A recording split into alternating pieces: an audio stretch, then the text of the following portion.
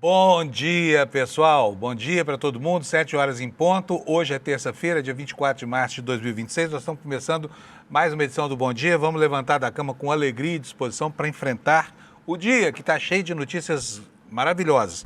Vou começar hoje, ao invés de dizer aqui os destaques, eu vou dizer de algo que aconteceu essa madrugada, que, na verdade, representa o prosseguimento de uma campanha de cancelamentos oficiais a um humorista brasileiro, que é o Thiago Santinelli.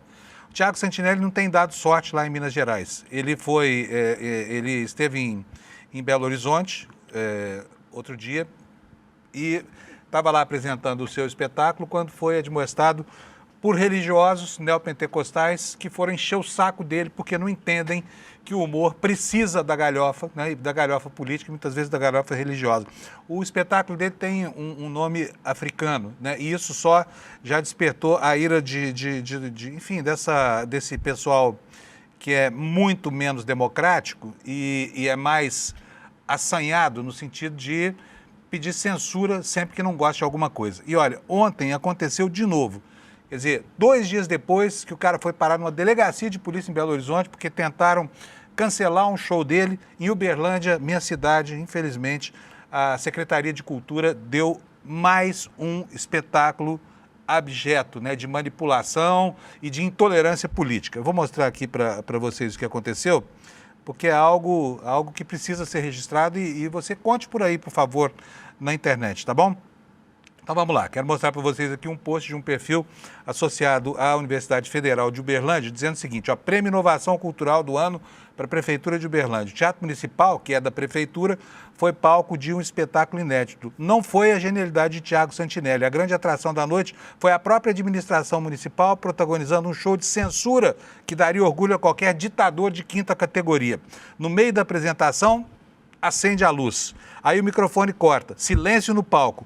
Por um segundo achei que era uma performance vanguardista sobre... Opa, desculpa, deixa eu voltar aqui porque me perdi aqui Aqui, voltei aqui com o slide. Então vai lá, no meio da apresentação a luz acende, o microfone corta e por um segundo achei que era uma performance vanguardista sobre a falência do serviço, mas não, era só a prefeitura mandando cancelar o show no meio do espetáculo. Pode isso? É brincadeira, né? Aí fui ver aqui o expediente lá da Secretaria de Cultura de Uberlândia, Secretaria de Cultura e Turismo, tá? E olha só o que diz aqui, essa secretaria super democrática, tá aqui no seu telão, olha, vai aparecer ali, olha, dimensão conceitual, buscamos permitir, bota na tela cheia, isso, olha, dimensão conceitual, buscamos permitir que os mais diversos conteúdos culturais possam coexistir sem julgamentos morais, reconhecendo a arte em suas diversas formas e expressões. Isso desde que né, o humorista não faça troça, não aborde os temas que incomodam a gestão fascista da prefeitura local. Essa obra, que vai certamente entrar para o folclore, mais uma vez, né, é de uma pessoa que tem feito Uberlândia passar vergonha em público muitas vezes. É essa aí que vai aparecer na sua tela. A secretária Mônica Debs, né, que é a secretária, está lá em frente à pasta e faz uma gestão política e ideológica da cultura em Uberlândia. Que pena que essa gente goste tanto de colocar a cidade em má situação. Agora, fora isso, nós temos outras coisas acontecendo no país e as notícias são boas. Por exemplo, a política amanheceu um pouco melhor hoje no Brasil, porque nós temos 2 fenômenos acontecendo. Primeiro foi o Cláudio Castro, do Rio de Janeiro, que renunciou para não ser cassado pelo TSE, porque o julgamento dele continua no dia de hoje. A partir de agora, esse cara tenta permanecer na política, disputando uma eleição para senador, que vai depender do que o Tribunal Superior Eleitoral, que já permitiu a um sujeito que fraudou o processo eleitoral, praticamente complementar o mandato, tá? Mas a inelegibilidade dele é uma questão de prazos agora processuais, ela deve acontecer. Mas, né, como diz o Barão de Tararé, de onde nada se espera, daí é que não sai absolutamente nada mesmo. E, olha, nós tivemos uma coisa legal que aconteceu ontem também, né? Finalmente, a TV Globo resolveu reconhecer o erro absurdo que cometeu naquela história do PowerPoint. E ontem a Andréa Sadi pediu desculpas publicamente, fez uma nota técnica dizendo que houve um erro na arte, como se fosse só um erro formal, um erro de procedimento técnico, Claro que não era, porque aquela história do PowerPoint é uma história terrível, né? Era uma peça de campanha muito clara. Só para lembrar, vou colocar para vocês aqui a foto do programa, do Estúdio I, apresentando esse PowerPoint. Na hora em que isso acontecia, que ninguém objetou, ninguém chamou atenção, ninguém falou nada, né? Ninguém falou nada. Tá aí, olha, o PowerPoint com essas conexões todas aí supostas conexões do Vocaro, à esquerda, né? Porque à direita eles quase não falaram nada de ninguém. Mas finalmente admitiram, tecnicamente erramos, não sei o que mais, e segue o jogo. Então, esse é o fulcro do noticiário de hoje. E eu agora vou chamar o meu querido companheiro Alex Amorim para a gente dar uma desanuviada aqui. Que começar o dia assim, logo de manhã, é muito complicado. Vai lá, Alex. Bom dia, meu filho. Tudo bem? Bom dia, Panuso. Bom dia, nossa audiência. Como você está? Tudo ótimo por aqui. E você aí, Panuso? Tudo beleza, tudo beleza. Tá duro ser humorista nesse país, hein, Alex? Fala sério. Sim, eu tento às vezes lá em Minas Gerais, fazer uma então... graça. Ali tá demais. O cara tá tentando e toda vez que tá tentando tá sendo preso. Tá complicado ali, hein, Panuso? Thiagão chave de cadeia. O Thiago Santinelli. O que tem de fascista no pé desse cara é brincadeira, viu? Sim. Mas vai lá, Alex. E no futebol, o que nós temos hoje? Excelente. Agora com essa data FIFA, o futebol vai ficar um pouco parado, porém, ontem aconteceu o sorteio ali da quinta fase da Copa do Brasil e eu trouxe aqui uma artezinha, eu sinto muito, porém são muitos jogos, mas a gente vai falar um por um, lembrando que é a ida na semana do dia 22/4 do próximo mês e a volta será em maio, na semana do dia 13. Teremos o confronto entre Atlético Mineiro e Ceará, Goiás e Cruzeiro, Atlético Paranaense e Atlético Goianiense, Flamengo contra Vitória, Grêmio e Confiança, Paysandu e Vasco, Fortaleza e CRB, Bahia e Remo, Botafogo e Chapecoense, Bragantino e Mirassol, o Barra do nosso querido William De Luca vai jogar contra o Coringão, o Operário da Paraíba... por esse Barra é de onde mesmo? É de São Joaquim da Barra, é isso? O Barra é ali de Santa Catarina, o atual campeão ali de Santa Catarina em cima da Chapecoense, Panuso.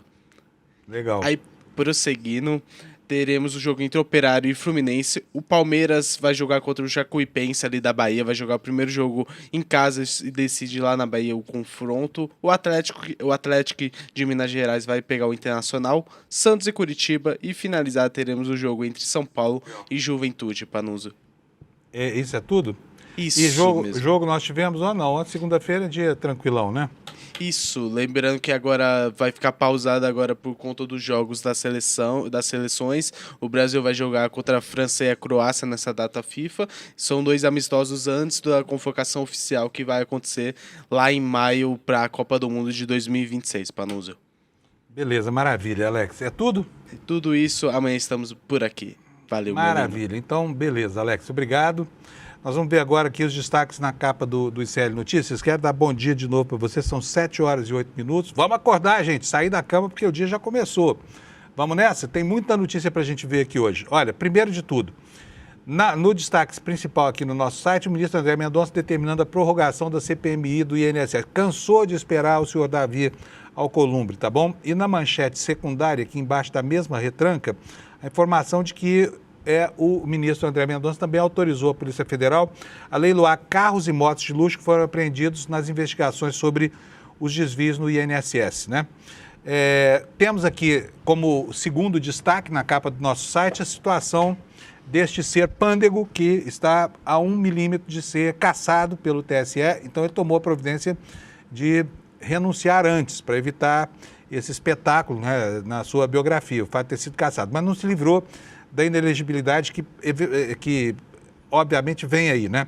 A manchete é: Cláudio Castro renuncia ao governo do Rio sob pressão política e julgamento do TSE. Sucessor será escolhido dentro de um mês. Falta candidato lá no Rio, tá? Presidente da Assembleia está preso, o vice está fora e não sobrou ninguém, só o presidente do Tribunal de Justiça, que vai ser obrigado a convocar uma nova reunião, uma nova eleição, para que o Estado possa ter um governador até o dia 31 de dezembro, né, quando termina o mandato desse senhor que está aí, que vai ser julgado hoje, tá bom? Então hoje é dia de grandes emoções, né? Vamos saber o que o TSE vai fazer. Tribunal, que eu repito, permitiu a esse governador, a despeito da gravidade do comportamento dele, que fraudou eleições se aparelhando de uma fundação da UERJ, da Universidade do Estado do Rio de Janeiro, para contratar cabos eleitorais aos milhares, 20 e tantos mil, 27 mil cabos eleitorais pagos em dinheiro na boca do caixa com grana dessa fundação ligada à Universidade do Estado do Rio de Janeiro. Bom, vamos aqui para os outros destaques secundários, no cantinho da página. Eu vou aumentar para você poder ler comigo. Tá aí, olha, primeira manchetinha, me senti enganada. Lá em Belo Horizonte, a coisa tá ruim para essa igreja da Lagoinha, hein? Os fiéis estão finalmente acordando para o fato de que aquela espelunca é também uma instituição dinheirista, né? Enrolada com gente tipo Daniel Vorcaro, o Zetel, que era praticamente o dono do boteco lá, e começa a cobrar respostas sobre os escândalos, a sucessão de escândalos em que André Valadão e companhia meteram a sua igreja. Lá em Brasília, o mais enrolado de todos os personagens da trama de Vorcaro e aquele que tem ficado na sombra, né? O governador Ibanez. Ele foi proibido de vender uma área de preservação ambiental lá no Distrito Federal que integra o rol de 9 imóveis que ele destacou para tentar fazer dinheiro para salvar o banco que ele afundou. Então está proibido, não pode mais ceder a área da Serrinha lá do Distrito Federal, que é uma área de onde vem boa parte da água servida aos habitantes do Plano Piloto. Com relação ao Bolsonaro, a informação é de que ele deixou a UTI, melhorou, está sendo transferido para um quarto de hospital em Brasília, mas o Bolsonaro, preciso dizer para vocês, está na iminência de ir para casa de novo, tá? Vai cumprir prisão domiciliar em casa, muito provavelmente.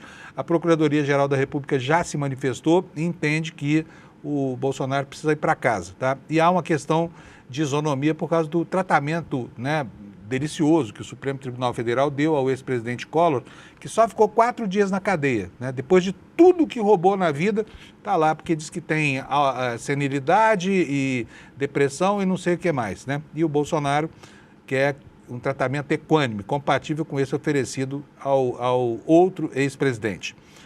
Bom, do Paraná chega a notícia de que o Ratinho Júnior desistiu da campanha e não vai ser mais candidato à presidência da República, vai ficar mesmo, tentar voltar ao governo do Paraná. E aí não precisa se desincompatibilizar, não precisa nada, né?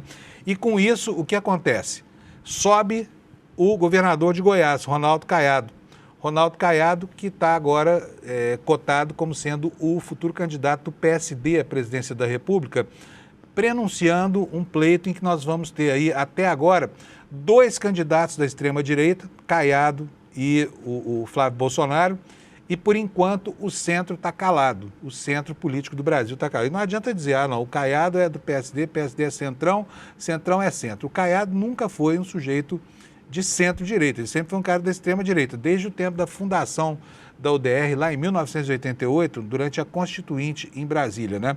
E agora ele que pleiteou tanto, parece que conseguiu o espaço político. Mas ao mesmo tempo, né, os olhos começam a se voltar para a gestão dele em Goiás.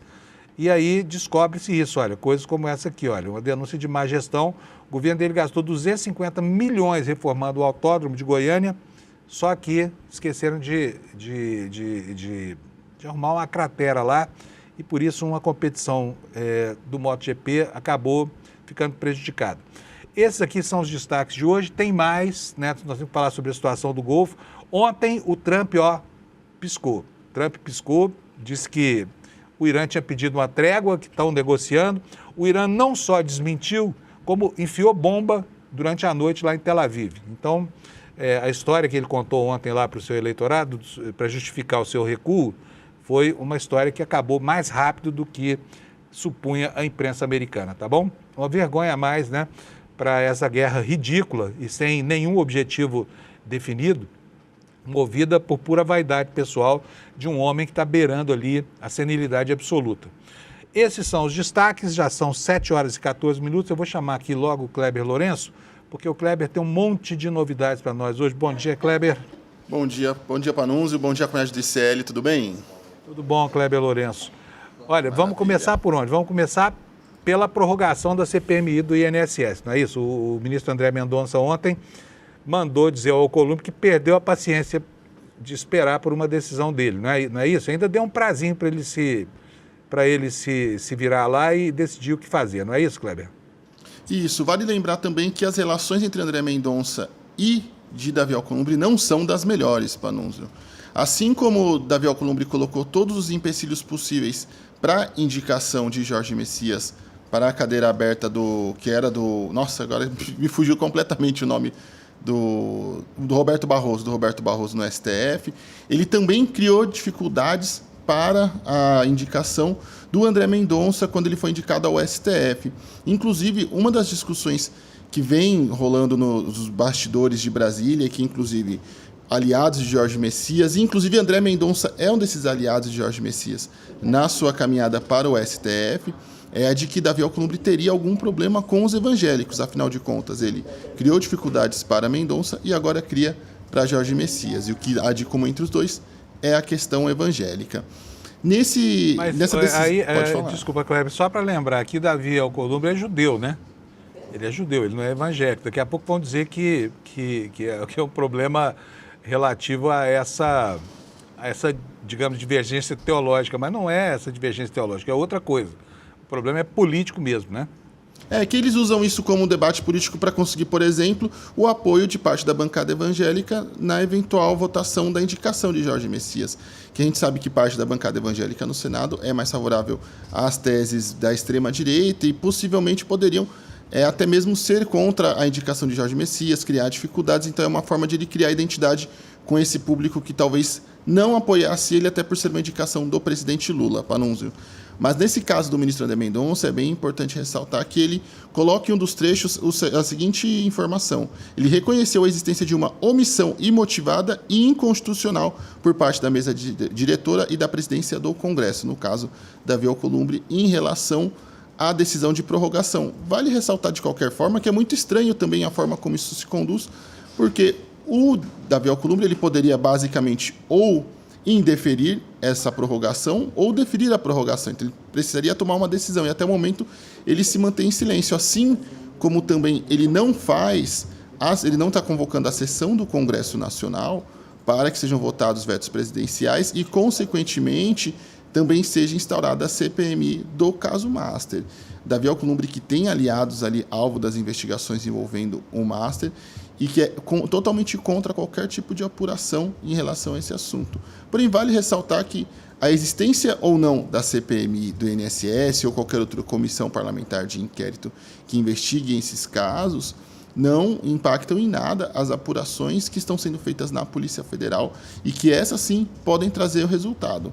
O objetivo da CPMI, até a gente já conversou outras vezes, né, Panunzio, tem mais aquele objetivo de abastecer a imprensa com seus vazamentos do que com, de fato, um trabalho de qualidade ali investigativo. A última CPMI que a gente teve de trabalho com qualidade investigativa foi a da Covid, mas aí vem de um cenário totalmente diferente, porque o governo Bolsonaro era contra qualquer medida de prevenção, se recusava a fazer qualquer tipo de investigação sobre os demandas e, na verdade, o governo Bolsonaro ajudou ali e promoveu o vírus durante o seu governo e promoveu a doença e o alastramento da doença durante todo o país. Então, diante da inação das autoridades, foi necessário uma CPMI. Nesse caso, não há inação das autoridades. As autoridades estão investigando, a Polícia Federal está investigando o caso, então se torna mais um palanque eleitoral e mais, na verdade, um celeiro de problemas. A gente já falou aqui sobre como esses vazamentos problemáticos da CPMI podem abrir margens até mesmo para anulações ou causas que podem ser favoráveis à defesa dos investigados do caso Master, né, Panunzio?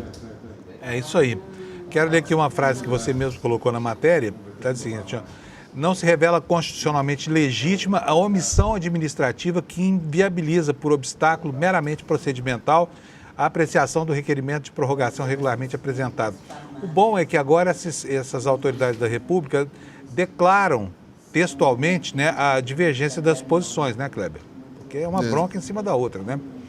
Exatamente. Tendo esse pano de fundo de que André Mendonça até hoje não engoliu muito bem as dificuldades que Davi Alcolumbre, quando era presidente da CCJ, fez a indicação do seu nome. Então, desde aquela época, há uma rixa entre os dois e deixou aquela situação toda um gosto amargo na boca de André Mendonça, que agora deu o seu troco nessa decisão. André Mendonça, que vale ressaltar, o histórico de decisões dele no STF vão na contramão disso. Ele sempre foi um defensor ali de que os poderes não devem interferir um no outro, sempre a mínima interferência, e aí ele deu uma decisão bem chamativa, importante para os parlamentares que estavam reclamando dessa falta de posição, mas que chama a atenção. Do ponto de vista investigativo, a CPMI não agrega em nada, mas do ponto de vista ali, jornalístico, ela agrega em muito, né? Muito, muito mesmo. Pelo menos é a graça do espetáculo, né? Olha, assunto número 2, prisão domiciliar de Jair Bolsonaro. A Procuradoria-Geral da República agora está a favor de mandar o Bolsonaro para casa. Por quê, Kleber? Olha, a Procuradoria-Geral da República adotou, inclusive, os argumentos que já vêm sendo repetidos pela família de Jair Bolsonaro e pelos seus filhos, esposa e afins, e também apoiadores, de que a questão de saúde, de que ele já tem muitos problemas, de que ele é uma pessoa idosa. Ontem eu falei um pouquinho sobre isso também, numa entrada muito rápida aqui no ICL, e vale ressaltar que, apesar de ser fundamentado na questão de saúde, Bolsonaro, antes de ir para o regime fechado, ele estava na prisão preventiva domiciliar. Então, ele estava em casa, ele estava ali, tendo inclusive o que ele havia pedido. Ele foi para regime fechado e foi para a prisão porque ele, primeiro, estava sozinho em casa e, 2, ele tentou violar a medida cautelar ao tentar quebrar o lacre da tornozeleira, o que a Polícia Federal encarou como uma tentativa de fuga. Então, temos 2 pontos importantes aí. Ele foi para a prisão fechada porque ele violou uma medida cautelar, de várias que ele violou ao longo do período de prisão preventiva e das medidas cautelares que ele teve antes da condenação em definitivo, e ele estava completamente sozinho em casa. Hoje, na prisão, ele tem acompanhamento integral, ele tem acompanhamento, inclusive, de saúde, muito melhor que milhões de presos nas cadeias brasileiras, inclusive muito melhor que centenas de cidadãos brasileiros que estão livres e que têm liberdade, não estão cumprindo pena, não estão ali punidos por algum tipo de crime. Então, ele tem um acompanhamento muito melhor já na prisão, e vale ressaltar que esse pedido de prisão domiciliar humanitária chega a ser de um cinismo atroz, né? Dado o histórico do ex-presidente em relação à defesa dos direitos humanos e à questão carcerária. Eu até separei alguns vídeos e declarações do próprio ex-presidente Jair Bolsonaro sobre o tema. Eu vou pedir para a gente assistir um pouquinho esses vídeos. Vamos lá. Alex, cadê o vídeo? Só um minutinho, o Anderson já está calçando aqui o vídeo. Sou Muito favorável. cedo. A CPI, no caso Chico Lopes, tivesse pau de arara lá. Ele merecia isso, pau de arara. Funciona. Eu sou favorável à tortura, tu sabe disso. Gente com pena de presidiário, pô. Lá é lugar do cara se ferrar, pô. Vai se explodir, pô. Lá é o lugar dele pagar seus pecados. E o objetivo da cadeia é tirar o canalha da sociedade, não é recuperar, não. Cadeia é igual coração de banho pra mim, sempre cabe mais. Então, veja só, agora o próprio Bolsonaro vai contra o Bolsonaro no histórico dele, que ele defende a tortura, defende ali que a prisão tem que ficar lá mesmo e não pode soltar, que qualquer tipo de benefício é muito bom para o preso e muito ruim para a sociedade, e agora ele está nessa situação, no mínimo, contraditória, Panunzio. Pois é, e ontem teve uma reunião também, quer dizer, eu não sei se teve, estava anunciada, não sei se efetivamente aconteceu entre a Michelle Bolsonaro... Isso, no final da tarde. E o ministro... Aconteceu a reunião, Aconteceu. Então? Isso. E aí, temos o resultado dessa reunião, Kleber? Ainda não. Ela apresentou mais uma vez os seus argumentos, como foram das últimas vezes, onde ela se reuniu com o ministro, assim como Tarcísio de Freitas também já se reuniu com o ministro Alexandre de Moraes, assim como também Flávio Bolsonaro também se reuniu. Na verdade, foi mais para apresentar os argumentos, trazer um contexto ali para que o ministro possa avaliar. É esperado que ainda essa semana ele dê uma decisão sobre a permanência ou não de Jair Bolsonaro na penitenciária da Papudinha. O ideal, inclusive... Sobre... Pode falar, Panunzio. Não, desculpa, eu não queria te interromper. Não, sem problemas. É que eu acho que nesse caso do Jair Bolsonaro, até por questão de saúde, seria melhor que ele ficasse na prisão, já que ele tem um acompanhamento muito melhor. Mais uma vez, Bolsonaro, quando foi preso, estava largado sozinho em casa. Inclusive, segundo a sua defesa, parte dessa situação envolvendo o rompimento da tornozeleira é porque ele estava tendo delírios por conta de interação medicamentosa, problemática. Então, assim, nós tínhamos uma pessoa idosa com delírios por questão de medicamentos, solta sozinha em casa, que poderia não só romper a tornozeleira, mas poderia fazer alguma outra coisa que oferecesse risco à sua própria saúde. Então, assim, se a preocupação é a saúde e a segurança do ex-presidente Jair Bolsonaro, eu acredito que, dado esse contexto do qual ele foi preso e mandado para a prisão, ficar em casa não seria a melhor das opções, Panunzio. Pois é. Olha só quero mostrar uma coisinha aqui para vocês, que é o seguinte, como o Alexandre de Moraes andou falando demais com o Michele, com o Flávio, recebeu todo mundo lá para falar dessa história da prisão domiciliar do Bolsonaro, né? E tem uma anotação interessante no Metrópolis hoje, aqui na coluna do Igor Gadelha, falando o seguinte, olha aqui, ó. Moraes vai dar vitória a quem? A Michele ou ao Flávio? Porque o clima na família é um clima pesado, né? De guerra mesmo, entre ambos ali. E agora estão disputando para saber quem é que será o grande causador, né, da concessão do regime de prisão domiciliar para o Bolsonaro. Se é a Michele ou se o Flávio. Quer dizer, o clã começa a brigar por coisas incríveis, né? Mas vamos passar para o próximo assunto aqui, porque nós temos muito para falar. Emendas parlamentares naquele filme sobre o Bolsonaro. O que nós temos sobre isso, Kleber? Olha, o ministro Flávio Dino proferiu uma decisão com prazo de até 5 dias para que alguns parlamentares expliquem e se manifestem sobre uma denúncia de que as suas emendas teriam sido indicadas para marketing eleitoral e para financiar aquele filme inspirado em Jair Bolsonaro, que não é, na verdade, uma biografia, tem uma inspiração, então tem um fundo de ficção, um fundo de realidade, que se chama Dark Horse, nome também, no mínimo, exótico, mas pediu que os deputados Mário Frias, Bia Kicis e Marcos Polon expliquem o envio de emendas para essa produtora e as denúncias de que essas emendas teriam sido usadas para financiar esse filme do ex-presidente Jair Bolsonaro. E também, o ministro Flávio Dino também pediu que a Câmara dos Deputados se manifestasse sobre o uso dessas emendas para tal finalidade e ressaltou a importância dos princípios de transparência para o uso de emendas, principalmente porque essa denúncia mostra que possivelmente, supostamente, essas emendas podem ter sido usadas para fins privados, ou seja, para promover um filme de um ex-presidente num teor meramente sem interesse da sociedade.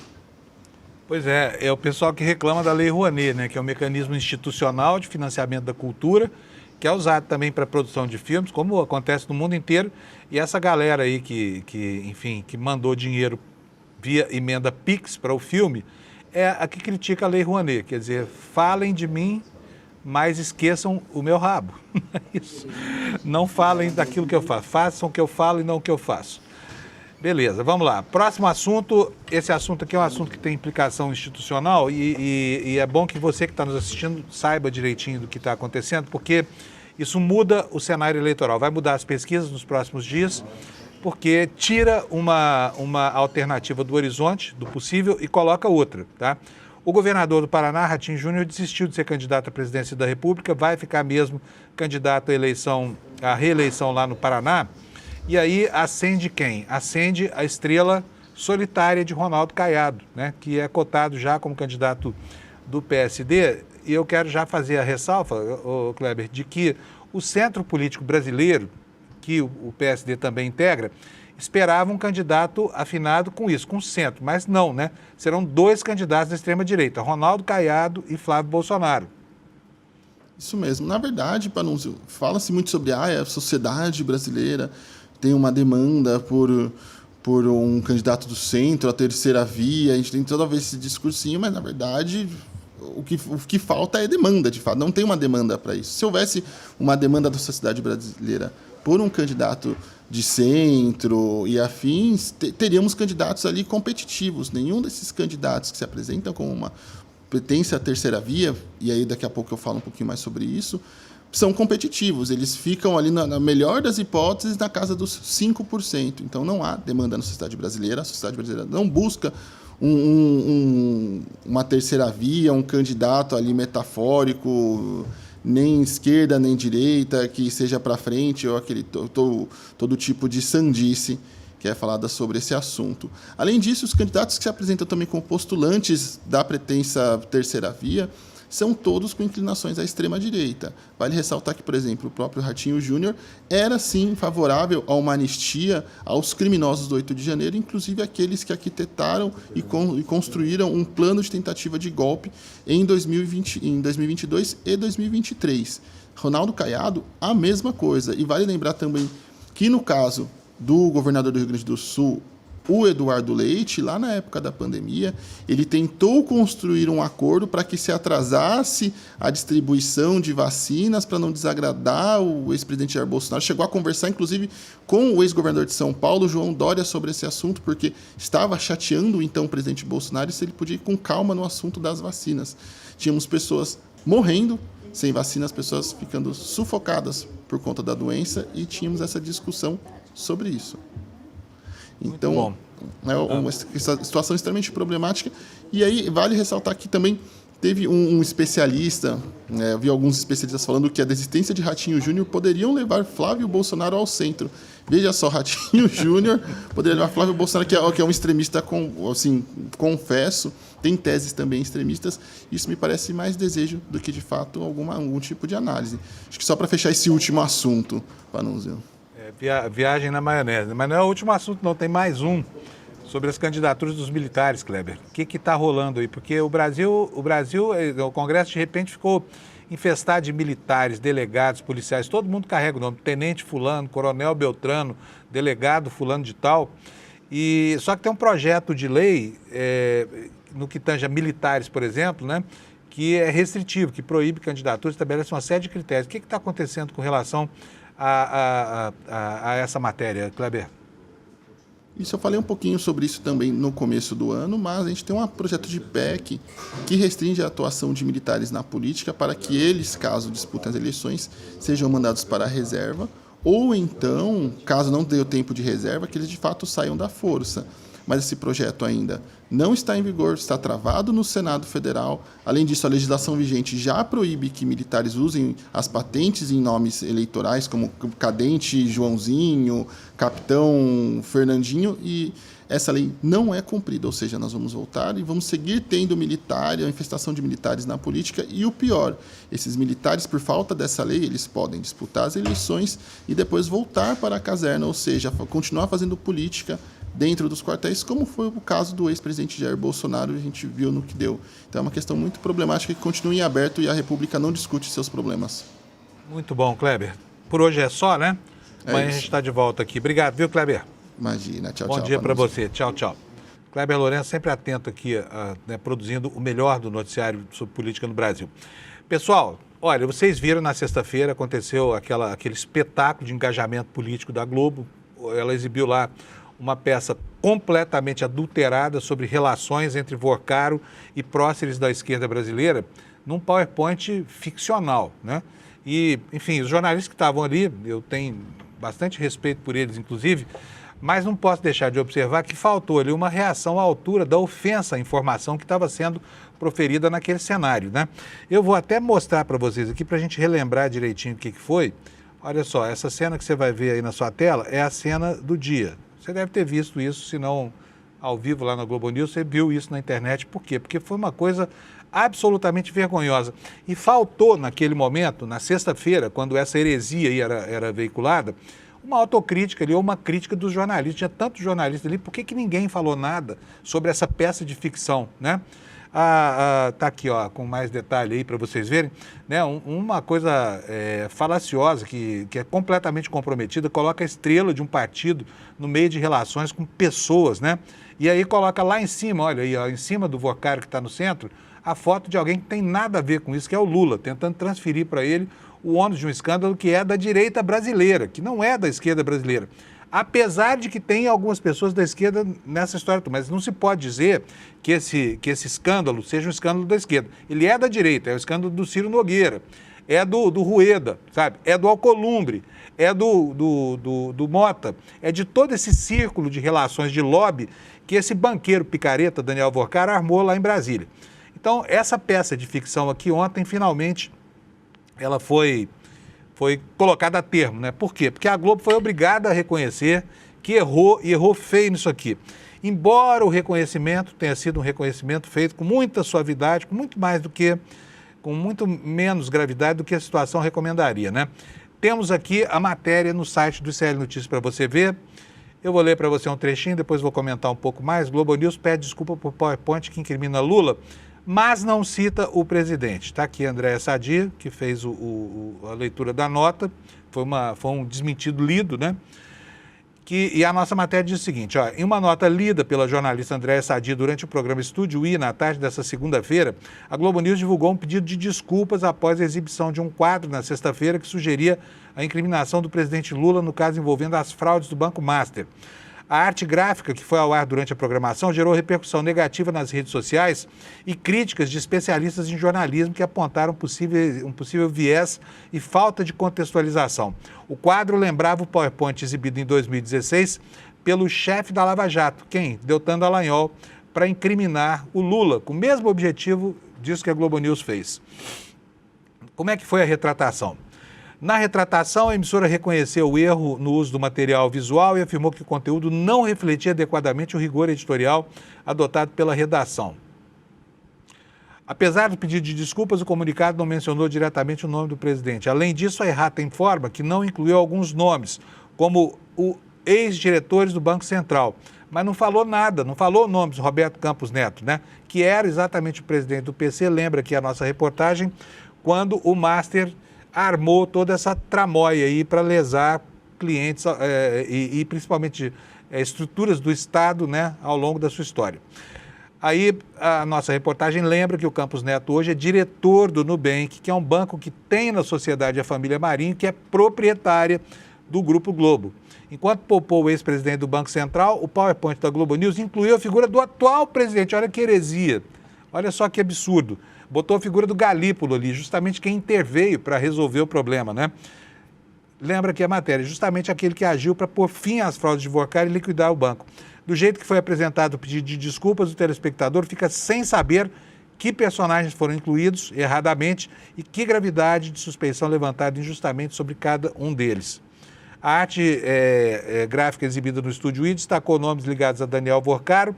No que se refere à menção sobre o presidente Lula, a associação foi feita apenas por causa de uma reunião oficial entre o presidente e o banqueiro investigado, que foi cheia de outras pessoas. Lula chamou um monte de gente lá, chamou o ministro da Fazenda, chamou o presidente do banco, chamou todo mundo para essa reunião. Nada de assunto de pé de ouvido, tá? Foi uma reunião institucional que não mudou em nada a vida nem do país, nem do Banco Master. Tudo seguiu o seu rumo. E se você quiser assistir a esse pedido de desculpas da Andréa Sadi, entra na nossa página no iclnoticias.com.br, o assunto está na manchete, e aí você tem aqui um filme que eu não vou reproduzir porque esse é um vídeo que tem direitos autorais da Globo e eu não quero ter problemas aqui expondo o ICL, né, a um bando do YouTube, tá bom? Por falar em Campos Neto, olha aqui, o Paulo Capelli, no Metrópolis, está trazendo uma informação para a gente que a Polícia Federal está investigando se o Campos Neto, aquele que o PowerPoint da Globo esqueceu de citar, se ele se omitiu ou se ele foi enganado no caso Master. Portanto, que houve erro ali, houve. Querem saber agora, consubstanciar a causa do erro, né? Será que ele foi enganado? Será que ele foi omisso? Vamos ver o que nos diz aqui o Capelli. Polícia Federal busca esclarecer o papel de Roberto Campos Neto nos processos que autorizaram a venda e a reestruturação de ativos ligados ao Banco Master. O inquérito tem como foco determinar o grau de conhecimento da autoridade monetária sobre as irregularidades que cercavam a instituição financeira no momento em que as operações receberam aval oficial. Os investigadores querem descobrir se Campos Neto foi deliberadamente enganado por um corpo de diretores que teria utilizado métodos como a falsificação de assinaturas e adulteração de documentos para camuflar a real atuação do Banco do Vorcaro, ou se de fato ele possuía ciência das fraudes e optou por autorizar a transação mesmo diante de sinais de alerta. Ontem, aliás, aqui mesmo, no Desperta, o Kleber Lourenço mostrou para a gente uma manifestação do Banco Central antecipando esse problema em 2024, quando o banco ainda sequer figurava nas manchetes policiais, né? Por fim, o Capelli nos lembra aqui o seguinte, olha, a apuração da PF aponta para um esquema de alta sofisticação técnica estruturado para resistir a auditorias convencionais e burlar os mecanismos de controle do sistema financeiro nacional. A complexidade da engenharia financeira utilizada indica que a fraude só pôde ser perpetrada por meio da adesão coordenada de agentes dos setores público e privado. Portanto, está aqui, a Globo esqueceu Campos Neto, né? Lapso, quem é que não tem um lapso ou outro uma vez na vida, né? Mas a Polícia Federal não, e está investigando o que foi que aconteceu que justificou o comportamento errático que teve o Banco Central nessa história toda, tá bom? Vamos passar para o próximo assunto. É o seguinte, o pessoal da CPMI do INSS está enrolado com fraudes contra aposentados, né? Começa a perder os bens, tá? Manchetinha aqui no nosso site também que eu vou ler para vocês. O ministro Mendonça autorizou a PF a leiloar os carros e motos de luxo que foram apreendidos em investigação sobre o INSS. E aqui, antes de ler para vocês a matéria, eu quero pontuar aqui esse tipo de coisa, olha, carros caríssimos, né? BMW, Mercedes e Volvo e não sei o que mais, são um hit nessa história das operações da Polícia Federal. Por quê? Os ladrões de dinheiro público, obviamente, são dinheiristas, eles amam dinheiro. E aí eles passam a usar o produto da ação delitiva para lustrar a vida deles com esses símbolos de riqueza, que são sinais exteriores muito evidentes. Então, toda operação da Polícia Federal prende essas joias sobre pneus aí, né? E no caso da CPMI do INSS, no caso da CPMI, não, do escândalo do INSS, né? Já foram apreendidos 10 carros de luxo, tá? A nossa matéria diz o seguinte: 10 carros e motos de luxo apreendidos na operação sem desconto, que apura lá as fraudes do INSS, devem ser leiloados pela Polícia Federal após a autorização do ministro André Mendonça. A maior parte pertence aos investigados Antônio Carlos Camilo Antunes, que é o famoso careca do INSS, e Maurício Camisotti, e há uma empresa ligada a eles. Os carros e as motos são avaliados, sabe em quanto, gente? 6 milhões e 600 mil reais. 6 milhões e 600 mil reais. Ou seja, cada bem desse tem um valor médio de 660 mil reais. O pedido para leiloar os bens foi feito pela PF para evitar que eles percam valor até o final do processo. A Procuradoria-Geral da República concordou com a medida. De um lado, o artigo 144-A do Código de Processo Penal autoriza a alienação antecipada sempre que necessária à preservação do bem, sujeito a deterioração ou depreciação, ou quando evidencia dificuldade relevante para a sua manutenção, afirmou o PGR. E só para lembrar, até bem pouco tempo atrás, esse leilão de bens era completamente complicado. Então, por exemplo, na apreensão de aviões usados pelo narcotráfico, as aeronaves acabavam se deteriorando porque ficavam 10, 20 anos paradas, enferrujando, e ao final do período de espera por esse tipo de intervenção, elas já estavam imprestáveis, né? Agora, com a mudança no rito, isso acaba se tornando mais rápido. Mas aí vem a pergunta, e se depois, não nesse caso, porque esse caso dificilmente não vai dar em condenação, mas e se o cara é absolvido depois, o que o Estado faz? Repõe para ele os bens que perdeu? Não estou defendendo que mantenha com ele não, tá? Estou colocando aqui uma pergunta só de mera curiosidade para vocês, tá bom? Pessoal do Rio de Janeiro hoje vai ter um dia emocionante pela frente, né? Porque o TSE retoma o julgamento do já ex-governador Cláudio Castro, e a decisão mais importante já não é mais a de cassar o mandato, porque o TSE dormiu de touca, permitiu ao Cláudio Castro governar quase até o último dia e não houve tempo para atalhar essa renúncia. É uma renúncia vergonhosa que acontece para forçar uma situação. Tirar da biografia dele o fato de ter sido cassado, que é a decisão que inquestionavelmente será tomada hoje, porque já há 2 votos contra ele lá. O TSE é composto por 7 magistrados, mais 2 votos entre os 5 que estão faltando e pronto, está feita aí a degola desse sujeito. Mas não vai surtir efeito prático no momento, por quê? Porque ele ontem se mandou, renunciou, né, e, enfim, prometendo enveredar por um mandato de senador. Vou ler para vocês aqui a manchete que está no G1 do Rio de Janeiro. O Tribunal Superior Eleitoral retoma nesta terça-feira, hoje, né, o julgamento que pode tornar inelegível o governador do Rio. A análise foi suspensa após pedidos de vista do ministro Nunes Marques e será retomada já com placar de 2-0. Mesmo com a saída do cargo, o processo continua e pode impedir Cláudio Castro de disputar eleições nos próximos anos. Tá? Pode, desde que ele não consiga fazer com que o acórdão valha efetivamente até a diplomação, né? Porque ele está crente de que vai embromar de novo a justiça como fez como governador, né? Que vai enrolar a justiça e vai ser senador por 8 anos sem ser admoestado, sem ser molestado por ninguém, né? A matéria do G1 explica o seguinte: o TSE analisa recursos contra a decisão do Tribunal Regional Eleitoral do Rio, que absolveu Cláudio Castro e o então vice Thiago Pampolha das acusações relacionadas às eleições de 2022. O Ministério Público Eleitoral e a coligação adversária apontam abuso de poder político e econômico, além de irregularidades em gastos de campanha e uso indevido da máquina pública.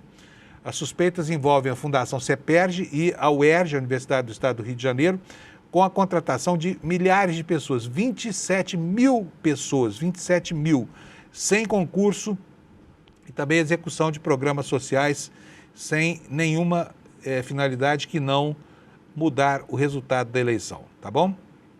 E, enquanto isso, no campo da direita, nós temos um outro movimento acontecendo.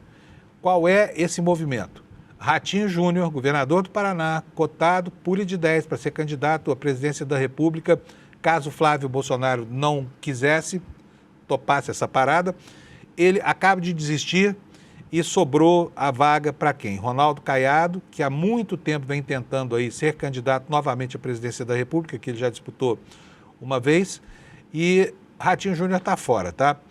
Então vamos ver aqui a matéria do UOL e da Folha de São Paulo, o que ela nos conta sobre isso. Ela diz o seguinte: a desistência do governador do Paraná de sair candidato à presidência abre espaço para o governador de Goiás, Ronaldo Caiado. O Conselho de Veteranos, que delibera com o presidente do partido, Gilberto Kassab, avalia que o gaúcho Eduardo Leite não terá atração eleitoral para decolar nas pesquisas. O mineiro Romeu Zema, hoje no Novo, deu sinais de que quer se aproximar do PSD. O Zema está numa situação muito complicada, porque ele deixou o estado de Minas em petição de miséria, né? É a maior dívida da história do estado de Minas Gerais, acontece nesse momento, do final do segundo mandato do governador que prometeu governar Minas Gerais como um gestor privado, né? Entregou uma catástrofe, entregou uma conta ruinosa para o eleitor de Minas Gerais, mas não desiste da sua vontade de ser candidato à presidência da República.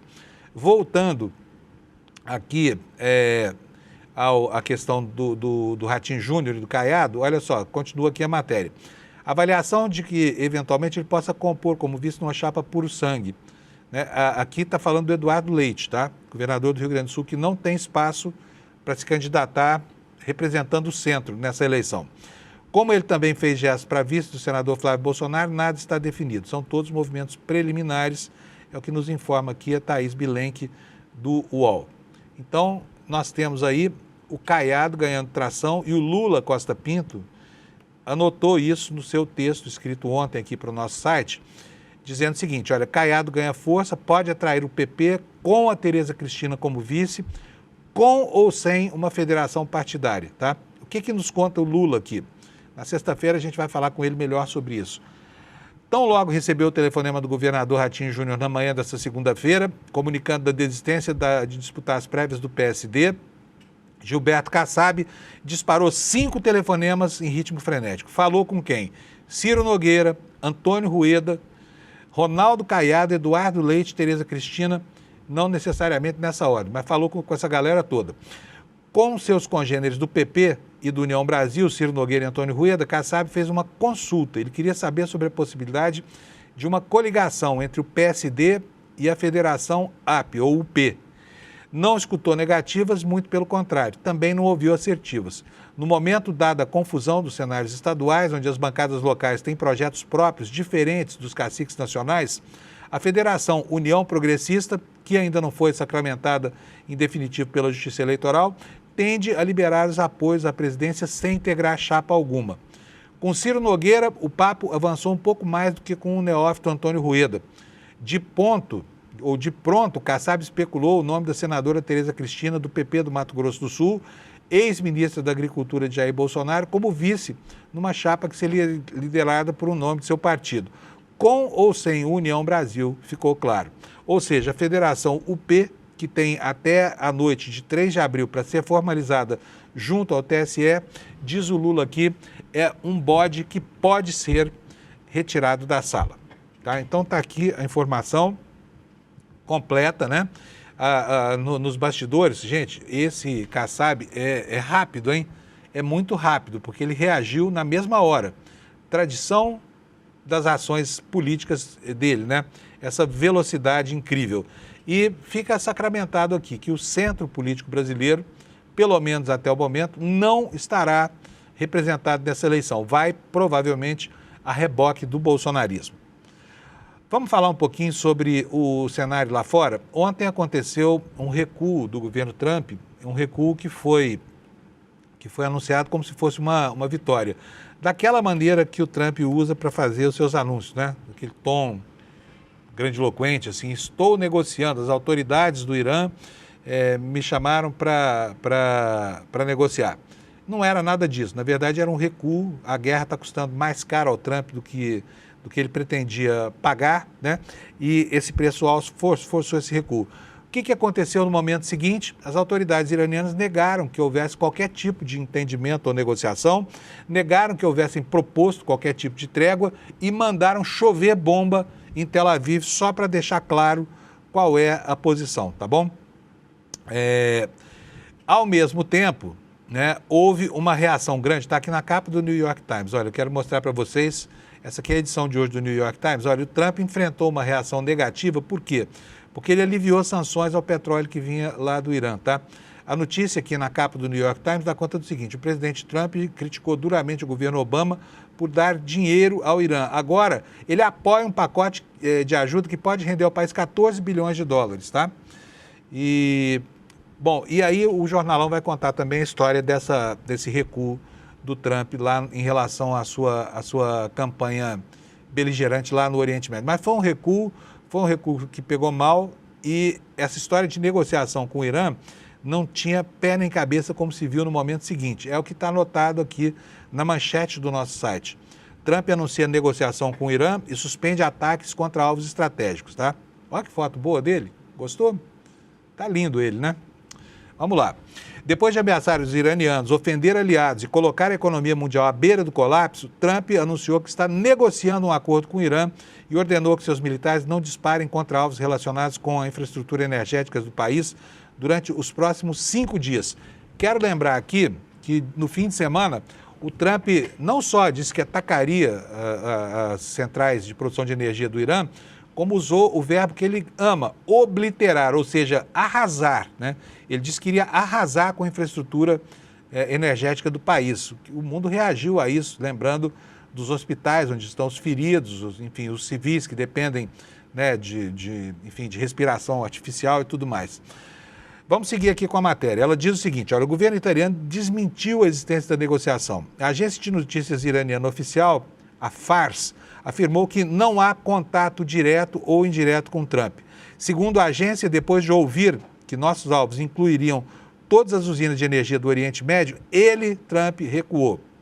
Já a embaixada do Irã no Afeganistão afirmou que a declaração de Trump foi resultado da ameaça que Teherã fez de que poderia colocar em risco toda a produção de petróleo em país do Golfo. Olha só aonde isso está chegando.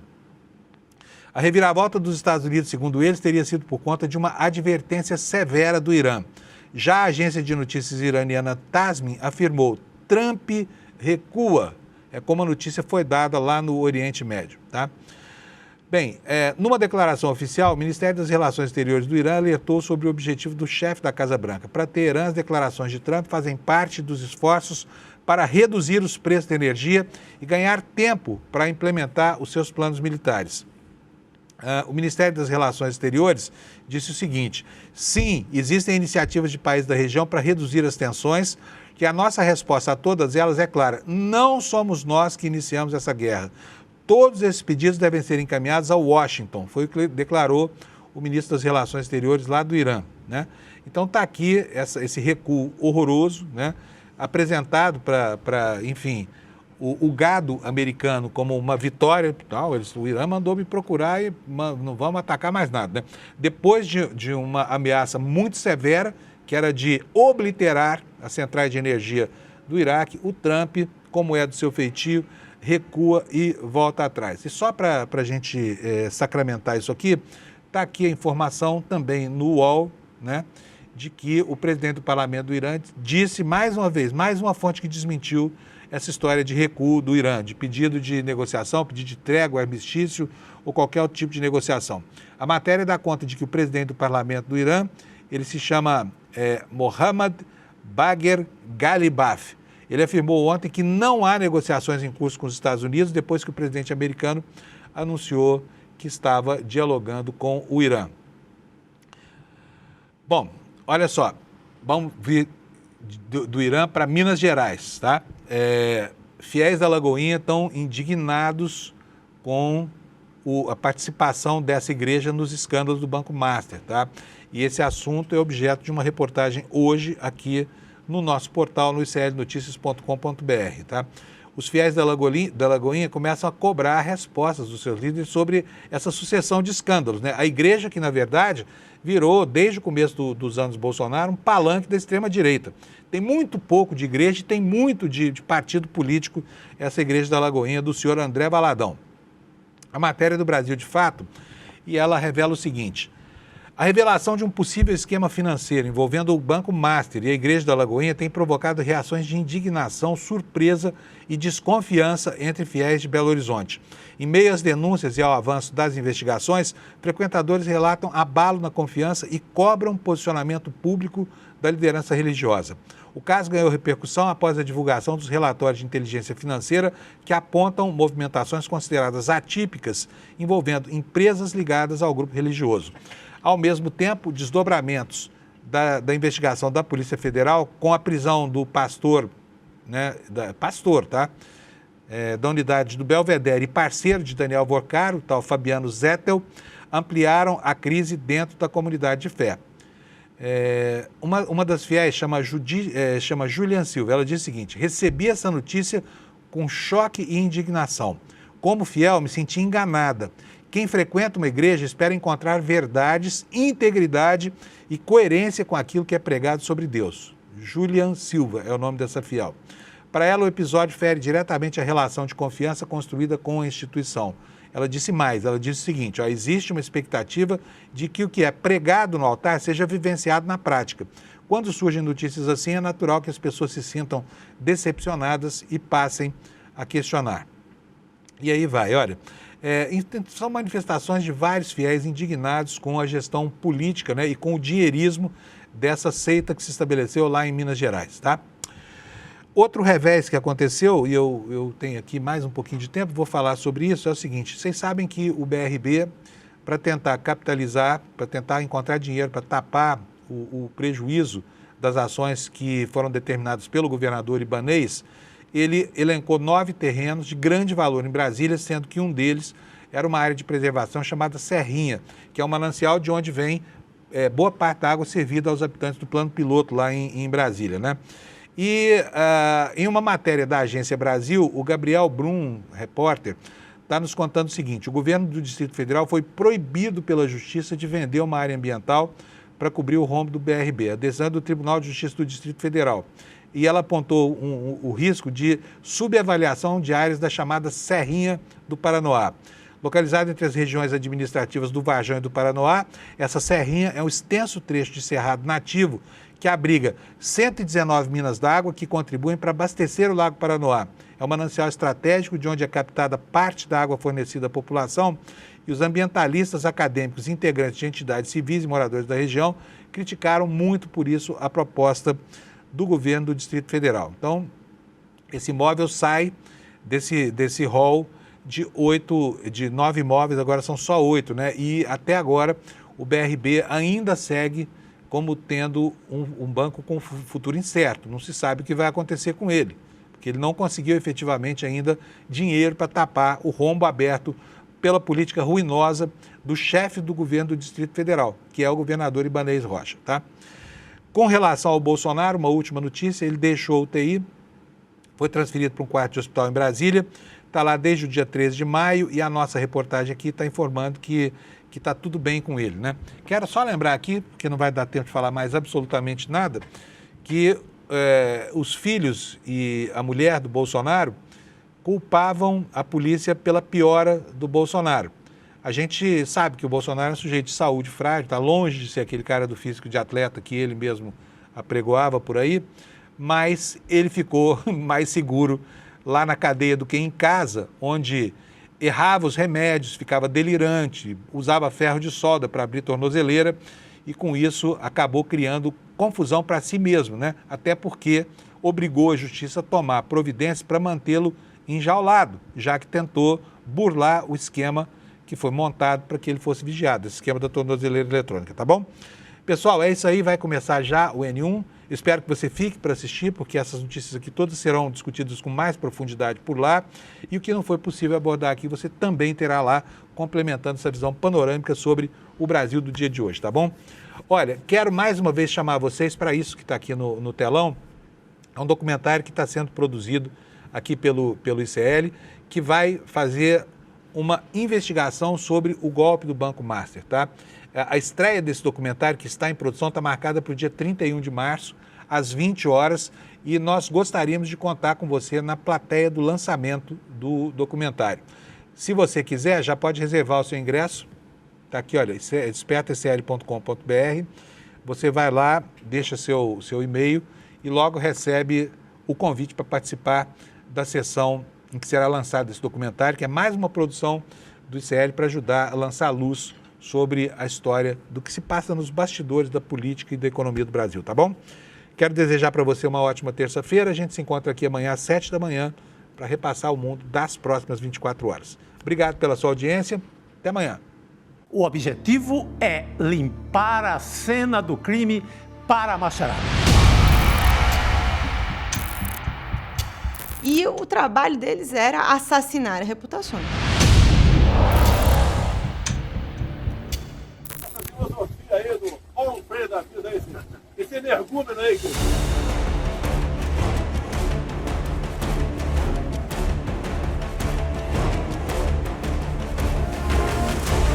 A família Bolsonaro tinha todo um esquema montado para atacar opositores virtualmente. Mas se a gente for lembrar, foi exatamente essa estrutura de questionamento que colocou em xeque as eleições de 2022. E deu no que deu.